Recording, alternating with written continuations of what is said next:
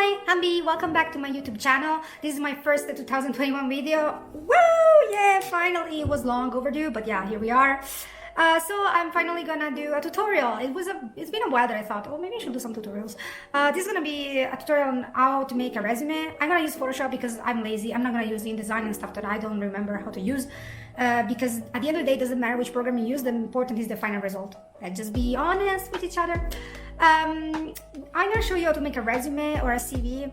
The difference is just the length. If you are a starter, a beginner, I suggest you to do a resume. So it's just gonna be one page in which you describe everything you do, and it's gonna be simple and easy. And that's what I do as well, because I prefer having everything in one page. Who cares about the rest?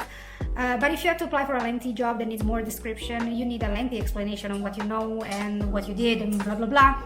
So that's a CV. By the end of the day, it's the same thing. I'm gonna show you the template on how I do it, and yeah, you can find some inspiration in that.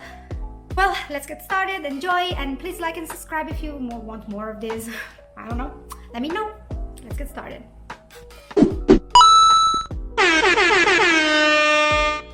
But yeah, so this is the first resume that I made that I used for 5 years. So it's the first, second, third, fourth. Yeah, I just changed things in here.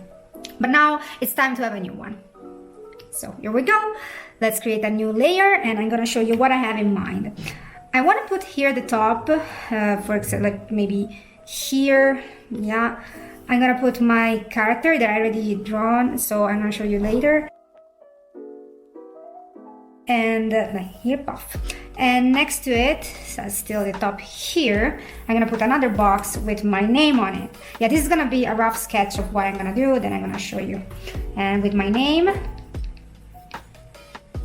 and what I'm gonna apply for, animator. Actually, I will say, I will put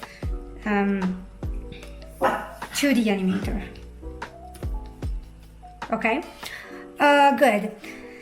Yeah, so this is more or less the top of it, and if I apply for something else, I'm just gonna use the same, because I mean the job experiences is the same, and usually I apply for animation or character design, so I'm gonna use the same resume and just change this one into whatever I want.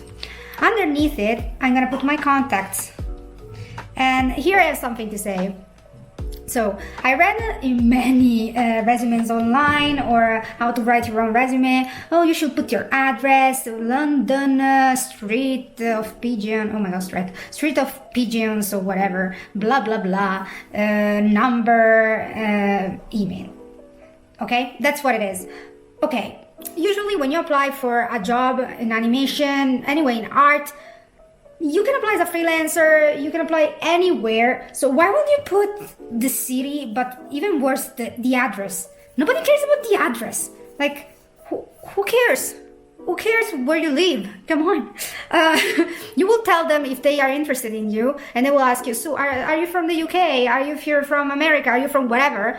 And you will say yes, no, whatever. Nobody's gonna ask you where you live, so don't put the address, man. And the number is, I think, is useless as well, because nobody's gonna call you. And if they wanna call you, they will email you first to schedule an appointment to then call you. Also, they will not call you on your number, on your phone number. They're gonna use Skype, probably Zoom, whatever, but not your number. I'm not saying to not put the number, but it's not as important. The most important one, yes, you guessed it, is the email. So the first thing to put on it is your email. Then follow it with your website or whatever is your portfolio, and then finally put the number. I will put the number just to be, nice, but it's not as important. Yeah, I'll just put it a little bit smaller, and yeah, oh my god, that's an horrible word. Here we go. Yeah, this is a small template to show you, and voila. So this is the contact. Then underneath all of this beautiful work we just made, I will make all of this smaller, of course, and this character a little bit bigger. Yeah, you have to move it a little bit around. Here we go.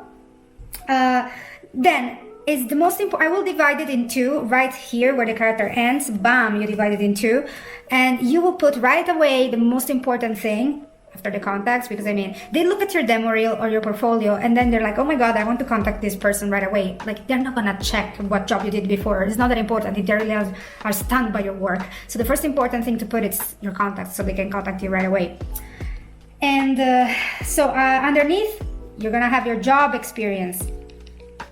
because it's way more important than anything else you can put on your resume, the job experience. And hopefully for you, it will be a long ass one. So it will last until here, okay? Let's say. And put from the last one you did, right to the first one. Do not skip anything. But I have one thing to say. Do not put works that are not related to this job, okay? So if you worked as a waiter, dishwasher, sales associate, nobody gives a shit. So please, please, please, please, please, please, do not put these jobs ever in your resume. Nobody cares. Like, if you really are a newbie and you never did anything except these kind of jobs, listen to me. Put whatever thing you did related to art. For example, you drew a tattoo for your friend when you were in middle school. Cool. Put it down as you worked so hard for this freaking thing. So put, yeah, I drew a tattoo designer. Yeah, tattoo designer. You made some t-shirts for a friend. T-shirt designer. And you did some freelance, quote unquote freelance, work online, like commissions and stuff. Freelancer, okay? But do not put stuff that is not related to your work. I know it sounds a little bit like a lie, but at the end of the day, it's not. You worked it's not really a job in which you got hired for it, but these are kind of jobs, experiences you did because they gave you a task and you did it. And you really have nothing else to offer because they're a newbie, so why should you say, oh, I did nothing? No, put something. You always did something related to art if you're here doing a resume. Then, underneath all of this, I will put the languages or some magical skills that you have, like put something if you have space. If you don't put anything. Nobody cares about magical skills because if you worked in here, they know, and if you apply as an animator, they know what your skill is. Then put education. Oh, I'm not putting here languages and skills because I think the softwares are less important. It's because there is not enough space. And I will not use that much space for education. Oh my god, what I did. Okay, that much space for education. Just write the schools in which you went to and they're related to this. Do not put like, oh, I went to high school here and there. Like, who cares about high school, man? Like, you know, good, yeah. I mean, if you really just straight out of high school, you're gonna apply for these jobs, well, then you put that. But I would prefer if you put the other schools or whatever course you did. You don't need to have a degree or whatever. Just put something in that related to art. And finally, softwares. Okay, on this I just have to say, if you apply as a, let's say right now, 2D animator, I made this mistake. I don't know if it was in this, maybe we can check. No, I already fixed it in here. In the beginning, I put, whatever, Toon Boom Harmony, oh my god, Toon Boom Harmony, Adobe Animate, After Effects, blah, blah, blah. And after all this, I will put Dragon Frame, or ZBrush, or Premiere, okay?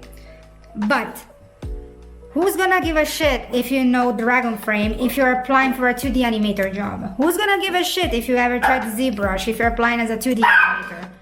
Sorry, my dog is barking. Sprit! Shh! Shh!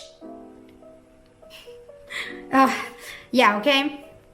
So, absolutely do not write this down because it doesn't make any sense. You're not gonna apply for stop motion anytime soon if the last time you used Dragon Frame was like 6 years ago. That's me, for example.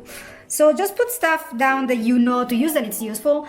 For example, well, Photoshop, okay? Maybe you think, well, you're applying as a 2D animator. Yeah, but it's way more related to Dragon Frame. You're not gonna hold puppets anytime soon. Yeah, you know how to turn on the program, but you're not gonna do any stop motion. And yeah, absolutely, you should put stuff that it's related to animation in general, but it's doable. For example, Maya. Like, yeah, it sounds different compared to what I said before.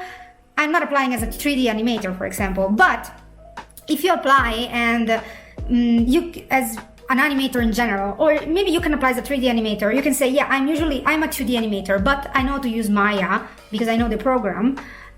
So you put it down there. It's not that bad because 2D and 3D, they're versatile. These are versatile programs and it's good to know them, but other programs just are useless to a recruiter. That's just what it is. So yeah, so this is the template, the horrible thing that I have right now. Now I'm gonna show you in a time lapse how I'm gonna put it down and make it, make it cute and everything. Just remember, be synthetic. Don't put many things. Don't put that you love to go hiking and swimming. Nobody gives a shit about that. Don't put that you love cartoons. Nobody cares. Do not put that kind of stuff, and make it pretty. And I'm gonna show you what I'm gonna do, what it is. And use a palette, a color palette. I suggest that. It's nice for the eyes, and why not?